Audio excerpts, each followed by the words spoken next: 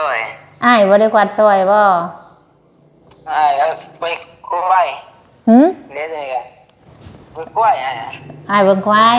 โอ้อ้ายเบิ่งควายใส่เปิดกล้องหน้าให้ FC เบิ่งแหน่ยังรออยู่บ่หน้าดเอาดำก็บ่เป็นหยังให้ FC เห็นหน้านี่ผู้เพิ่นกินฮอดก็กินฮอดได้ขึ้นบ่เห็นนะเออนี่อาชีพนี่แหละอาชีพลงเตาบอกผู้สาวบอกนี่เบิ่งคลิปอยู่บ่ไปหาลูกสาวซื้อเสื้อไปให้ได้ชุดใหม่วะได้ชุดใหม่แล้วมี FC เพิ่นซื้อให้เด้มีข่าวดีมาบอกแต่เช้าได้มื้อนี้ยังน้อยสารีนะอ้าวข่าวดีอย่างแล้วเนาะถ้วยเบิ่งดูแต่ว่าสิได้เมียบ่จักแล้วเช้านี้ซื้อจะซื้อเสื้อให้เรื่องลูกว่าโอ้อยากได้เสื้อบ่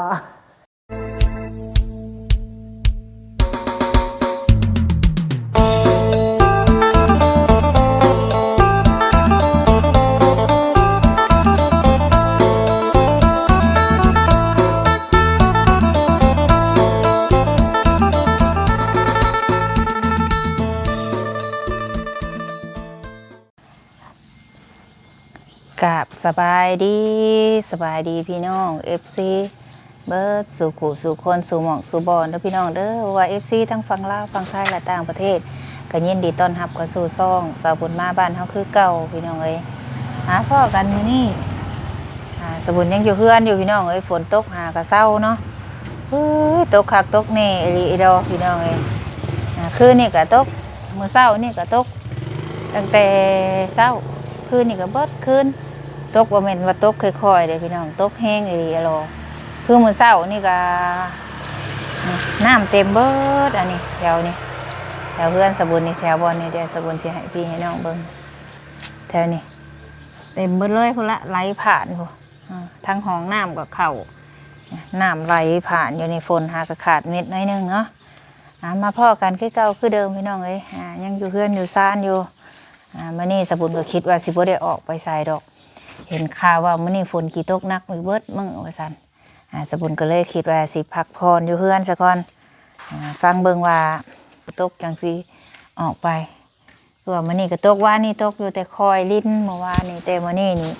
บ่ได้คอยเลยมื้อนี้เอาเบิดติดเบิดเดดเลยมื้อนี้ฮะความแห้งของเพิ่นเนาะฝนก็ได้ช่วงนี้ก็จังซี่แหละพี่น้องมันเป็นภัยธรรมชาติฝนตกช่วงนี้เข้าก็สุกเต็มหน้าก็มีพี่น้องเดียวออกตามทงหน้านี่บอนสุกก็มีเข้าก็ได้โอ้ยเนาะทางหน้าสบุญนี่กำลังถอดห่วงกำลังซุ้มแต่ว่าช่วงนี้ออกมาหับฝนนี่เข้าก็สีบ่งามปานใดพี่น้องเข้าก็สีดำเป็นขีแมงวันเนาะบ้านเฮาเอิ้นนะบางบ้านบางบอนบางแควงบางที่บางสถานที่ก็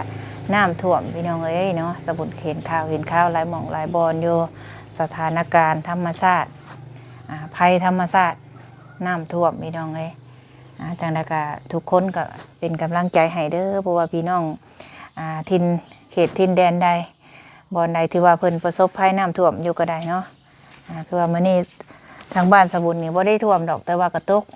ขนาดเฮาน้ำบ่ได้ท่วมนี่ก็ยังอยู่ยากลำบากพี่น้องถ้าพี่น้องเฮาเขตใดน้ำท่วมนี่โอ้ยเราก็เป็นกำลังใจให้เด้อเนาะบ่ว่าทางฝั่งลาวฝั่งไทยเนาะที่ว่า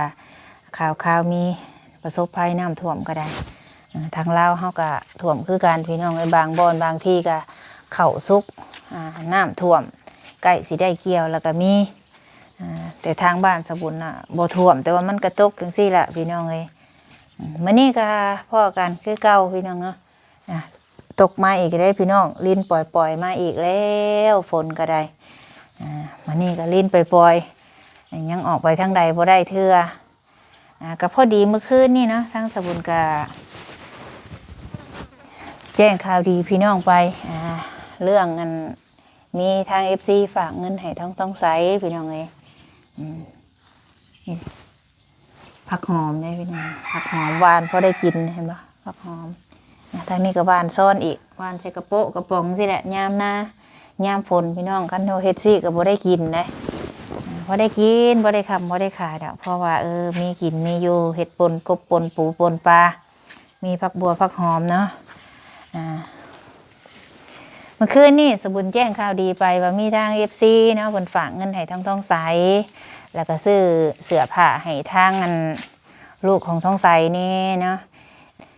มี FC เนาะเพิ่นว่าสมบุญเลยว่าคือบ่ซื้อเป็นข้าวเป็นน้ำเป็น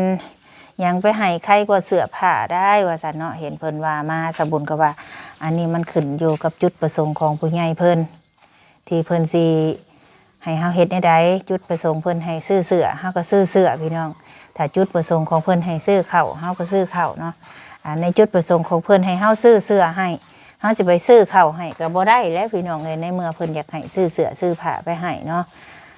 เฮาเฮ็ดเวียกตัวนี้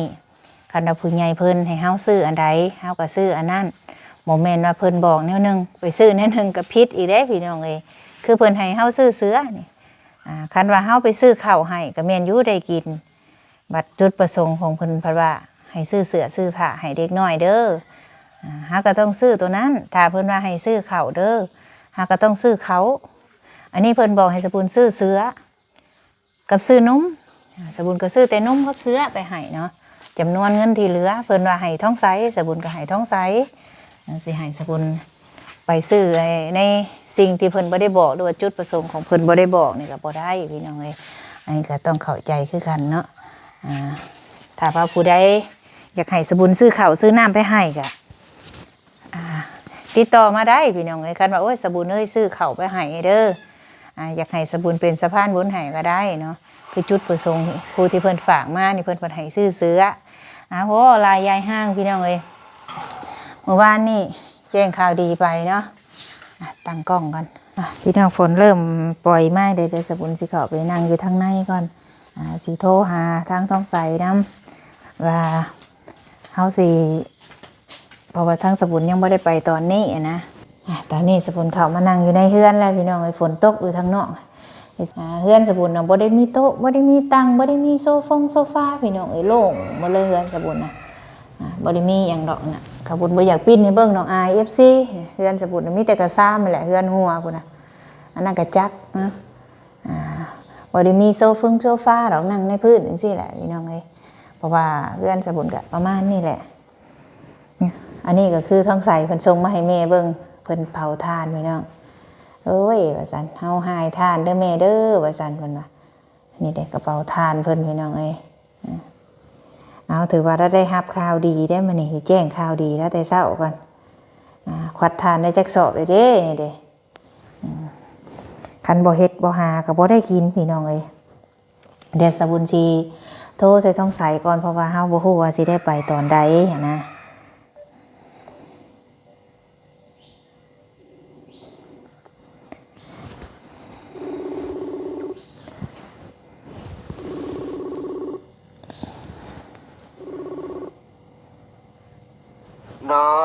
ฮัลโหลสวัสดีเด้อคน โดยสบายดี FC นำเด้อตอนนี้เมย์ถ่ายคลิปเด้อ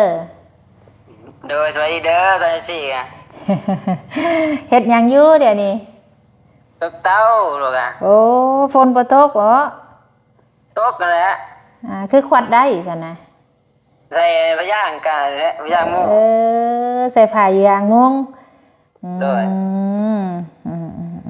เมื่อวานนี่โทรไปอยู่ว่าซั่นท้องใสบ่รับเฮ็ดหยังเด้ว่ายามป่าบ่ว่าเมื่อวานจกเต้ากันว่าไงจ้ะโอ้จกเต้าคือการใช้เปิดกล้องให้เบิ่งดูเต้านะเปิดเบิ่งดูเปิดเป็นบ่เปิดก่อน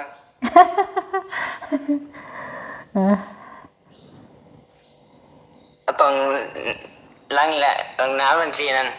อยากเห็นเข้าบ่ใช้ใช้เต่าโอ้อย่าอวยไว้ได้ล่ะค่อยๆอวยได้จักสอบล่ะจักได้นับทำรู้ไงโอ้ได้แล้วบ่10 สอบกลัวได้10 สอบควัดคนเดียวบ่น่ะโดยอ้ายบ่ได้ควัดซอยบ่ไปกล้วยเด็ดเลยกันไปกล้วยอ้ายเบิ่งควาย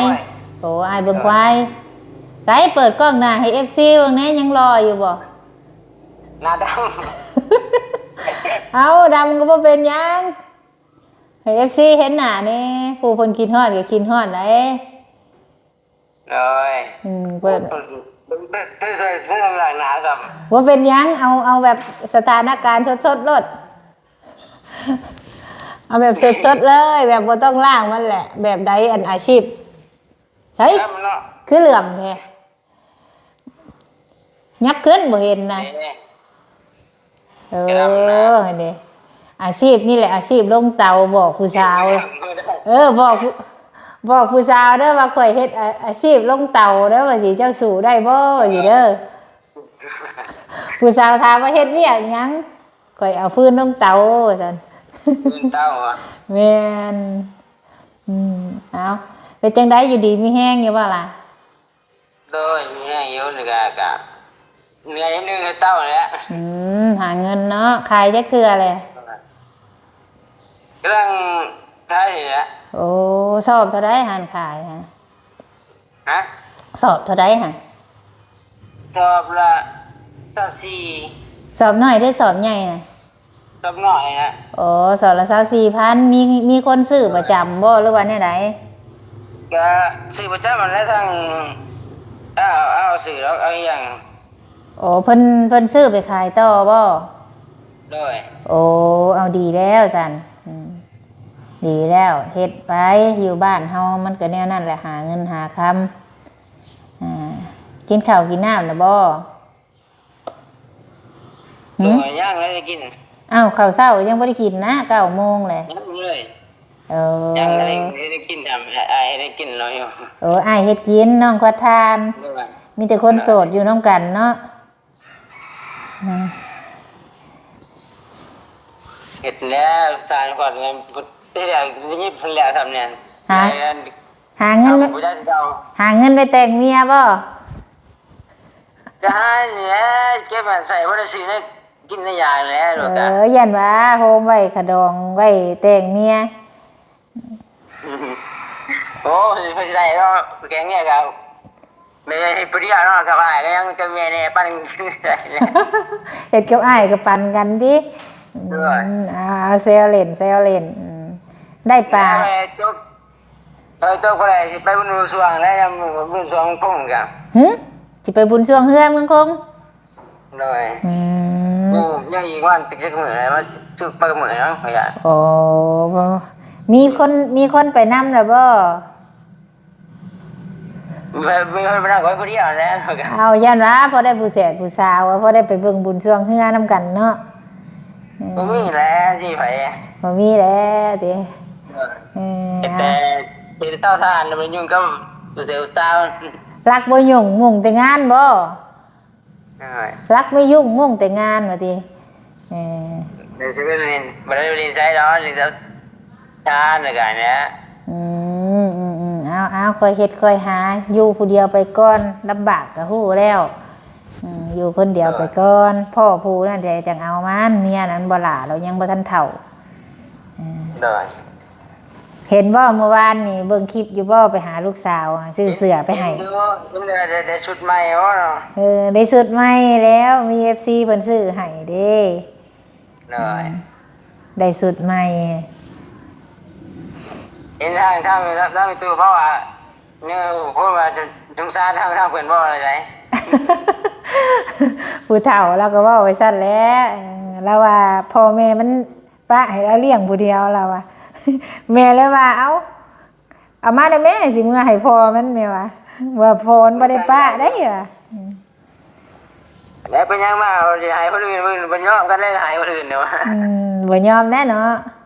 rồi em conอื่นnói nhau đấy mà อยากได้อยู่บ่ล่ะอยากได้เมื่อนำอยู่บ่ rồi บัดมา đây để sang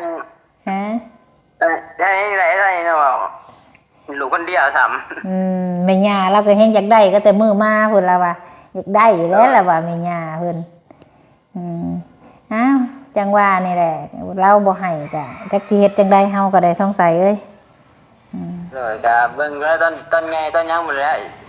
lũ thì thằng này cả một lũ ngày với nó tay chạy đây cả แม่นลูกใหญ่พุ่นล่ะให้มันปากเป็นก่อนเฮาโทร โอ้ยเฮาเฮ็ดเว้าโอ้ยพ่อโทรมานี่วองคือหยังนี่มันอยากเว้ามันอยากเบิ่งแต่มันเว้าบ่เป็นนะ โดย บ่โทรมื้อนั้นญาติโทรศัพท์บึนๆๆๆในมื้อน่ะบ่ให้จับยันโทรศัพท์หลุดมือ เนาะเจ้าก็มันก็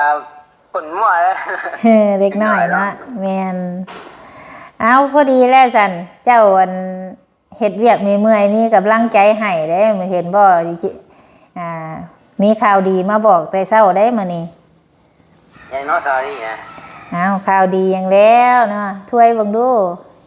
แต่ว่าสิได้เมียบ่จัก แล้วเจ้านี่ซื้อจะซื้อเสื้อให้เรื่องลูกว่า โอ้อยากได้เสื้อบ่ โอ้ยมีข่าวดีมี FC เพิ่นฝากเงินให้เจ้านั่นแหละบัดนี้ทางแม่เพิ่นยังบ่ได้ลงไปบัดนี้คันว่าเจ้าอยากได้แล้วมีบ่เลขบัญชีลาวอันพี่น้องเจ้านะ ก็มีแหละ มีบ่คันว่ามีแล้วเอา QR นำเพิ่นมาเด้อเดี๋ยวแม่สิโอนให้เด้อ โดย พี่น้องใกล้เฮือนอยู่บ่ ก็เฮือนแล้วที่ถ้ายังก็ถ้าแม่ยิ้มเอาเงินให้เพิ่นก็เล่าแหล้ว เนี่ยไปเอา QR นำเพิ่นเด้อวันแม่สะดวกแม่สิออกไปมื้อนี้น่ะฝนตกมื้อนี้แม่ โอ้ย ก็ ก็แบบน้ำขึ้นน้ำซีขึ้นหลายมื้อนี้ เออ นี่ได้ถ้าว่ายังถามตัวมื้อเนี่ยสิน้ำเอาแกงเลยเนี่ย เออแม่สิฝากไปให้เจ้า เพราะว่าแม่บ่ได้ฮู้ว่าแม่สิได้ไปมื้อใดเพราะว่าหลังออกพรรษาพุ่นล่ะคันแม่ได้ไปก็ได้คันว่าเจ้ามีแล้วก็เอา QR นำเพิ่นมาแล้วแม่ออกไปเซโนแล้วแม่สิโอนไปให้ มันสิสำบายนะเพิ่นฝากมา ลูกกับเมืองพุ่นแหละ หืม ลูกกับเมืองพุ่นแหละ บัดเจ้าเข้าเมื่อไรเจ้าจังขอน้ำเพิ่นเด้อบอกว่าเอา QR ให้แน่ให้แม่บุญเพิ่นสิโอนเงินมาให้ว่าซั่นเด้อพนละบัดเจ้าเข้ามาบ้านพุ่นล่ะเจ้าจังเอามาแล้วก็มาให้แม่โอนให้แล้วแม่ก็สิแจ้งบอกทาง FC เพิ่น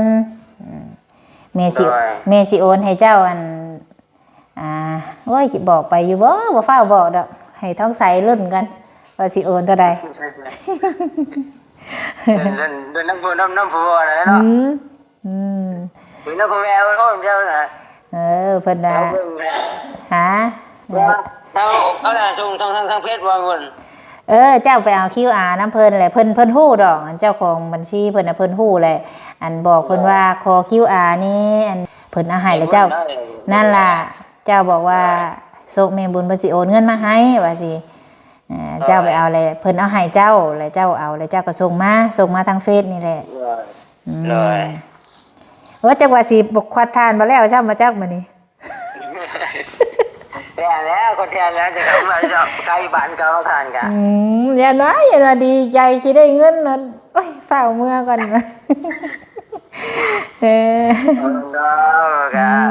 เอาทานเนี่ยก่อนที่นาเวียก่อนเล่นในกันบ่กะเลยเนาะเลยดีใจอยู่ว่าแหละได้ยินข่าวนี่ดีใจแล้วบ่กะสิเว้ยใจจากเมื่อตั้งนี้อยากมาทั้งแม่พี่อยากมาบอกอยากมาก็มาเฮ้ยขี่รถสายทางมาพี่เป็นยังอยากมาก็ได้อยากมาเยี่ยมลูกก็บ่ยากดอกหากฝนมันตกช่วงนี้ให้มันแดดนี่ครับน้ำคือสิเต็มพังนี่ทั้งแม่ตัวมาแม่ลูกแล้วมาแล้วเบิ่งเด้อว่าน้ำขึ้นเต็มพังตัวนี้ว่าตัวมาบอกทั้งลูกนี่โอ้ระมัดระวังเลยบ่ได้ท่วมที่กำลังขึ้นบ่น้ำค่ะกำลังขึ้นทางใดนี่ตลอดน่ะทางใดแน่ท่วมต้องใส่นะมีบ่น้ำที่ขึ้นสูงกันว่าท่วมบ่ได้ให้หน้าเท่านี้กะแต่ว่าตอนนี้กำลังขึ้นน้ำค่ะบ่ทันได้ท่วมแม่นบ่โดยแต่ว่าขึ้นอิ่มหัวอิ่มห้องแล้วแต่ว่าเดี๋ยวนี้ก็มีอันทางอื่นน้ำท่วมน้ำอยู่ได้แต่อีตนเพิ่นอยู่จังว่านี่ต้องจะวันเลยต้องตลอดเรียนติดเลยนะแต่มันต้องพึ่งมันต้องมาเถอะบาทนะคนน่ะเอาเจ้าก็จังใดก็ให้เจ้าเอามามีสังสิโอนให้เด้อเฮ็ดเพิ่นฝากเงินให้ก็ให้เฮ็ดไว้ใส่ในสิ่งที่มันเป็นประโยชน์นั่นแหละ อยากได้เสื้อเพก็ซื้อเอาตัวใดมันงามตัวใดแบบวัยรุ่นเขาใส่นะนั่นล่ะอยากได้ก็ซื้อบ่แม่นสิว่าเอาเงินให้แล้วไปใส่ใจในสิ่งที่บ่ดีได้ไปเฮ็ดในของมึนเมาสิ่งที่ FC เพิ่นบ่มักบ่ให้เฮ็ดเด้อแนวใดมันดีแก่เฮาแหละเฮ็ดเอาคันเฮ็ดแนวบ่ดีแล้วแม่ก็บ่ไปใกล้เด้ FC เพิ่นก็บ่ฮักบ่แพงเฮาอีกเจ้าฮู้อยู่ดอกว่าแนวใดเพิ่นบ่มักrồi đồอยู่นั่นว่านั่นล่ะวันนี้เป็นคนไม้เราสิเฮ็ดแล้วหรอกอ่ะนั่นล่ะคันสูบยาน่ะปกติของผู้ชายไผก็สูบหลายคนแต่ว่าเฮ็ดในสิ่งที่ว่าสังคมรับบ่ได้นะเฮาบ่เฮ็ดเนี่ยใดสังคมสิบ่มักและทุกคนบ่มักก็บ่เฮ็ดในสิ่งที่มันดีมันงามแนวใดคนสิฮักสิเพลงเฮาล่ะเด้อขอบคุณไปโลดในกล้องนี่แหละมีถ่ายคลิปอยู่ลูกขอบุญคุณทั้ง FC แม่นอยู่ฝรั่งเศสลูกขอบุญFC เด้อทางฝรั่งเศสขอให้ทาง FC มีแต่ความสุขความเจ็บบ่ได้ความไข้บ่มีเดินทางใดก็ปลอดภัยเฮ็ดง่ายกันยังก็ลุดีบ่ดีเด้อสาธุโดยเอาเจ้าก็เป็นคนดีเด้อสิแหละคันเฮาเป็นคนดีแล้วไผก็ฮักก็แพงเฮาเงินคำมันบ่ได้หาได้ง่ายๆได้เพื่อเพิ่นสิหามาได้เพิ่นมีน้ำใจให้เฮาเนาะเอาควัดทานซะจะได้มันสิบ่แล้วเด้อได้มื้อสบายดีเด้อโดยมีแห้งเด้อโดยเอาบัดแม่โอนพุ่นล่ะแม่สิโทรหาใหม่เด้อสิถ่ายคลิปใหม่บัดโอนเงินให้เด้อโอเคสบายดีโดยพี่น้องเอ้ยโอ้ยท้องใสก็คือเก่าคือเดิมแล้วแหละพี่น้องเอ้ยเนาะก็เว้าตามภาษาของท้องใสแหละก็แบบนี้แหละพี่น้อง FC บางท่านเพิ่นก็โอ้ยบางคนเพิ่นเข้ามาใหม่เพิ่นก็บ่ฮู้ได้ว่าเป็นจังใดเนาะคือท้องใสนี่เลิกกันกับเมียแหละพี่น้องเอ้ยบ่แม่นท้องใสเลิกดอกเมียไปปะท้องใสก็ต้องกลับบ้านอยู่บ้านเกิดหรือว่าอยู่น้ำพ่อน้ำแม่เนาะถ้าผู้ใดเป็น FC สบุญติดตามมาแต่โดนก็ฮู้ถ้าคนใดเพิ่นเข้ามาใหม่ก็เคยเห็นอยู่เพิ่นถามว่ามันเรื่องเป็นอีหยังคือได้แยกทางกันหั่นนะเมียเราไปปะท้องใสก็กลับบ้านไปอยู่น้ำพ่อน้ำแม่เนาะสำหรับคลิปนี้ก็ประมาณนี้แหละพี่น้องเนาะจังใดก็ขอบคุณทุกคนที่เขาเบิ่งเขาส่งคอยติดตามแล้วก็ให้กำลังใจสบุญเด้อนะขอบคุณในไลน์ทางเอื้อยใจดีจากฝรั่งเศสที่ไว้วางใจสบุญเนาะพอโตมลาว่าจากไปแล้วพี่น้องเนาะพอกันในคลิปหน้าเด้อสบายดี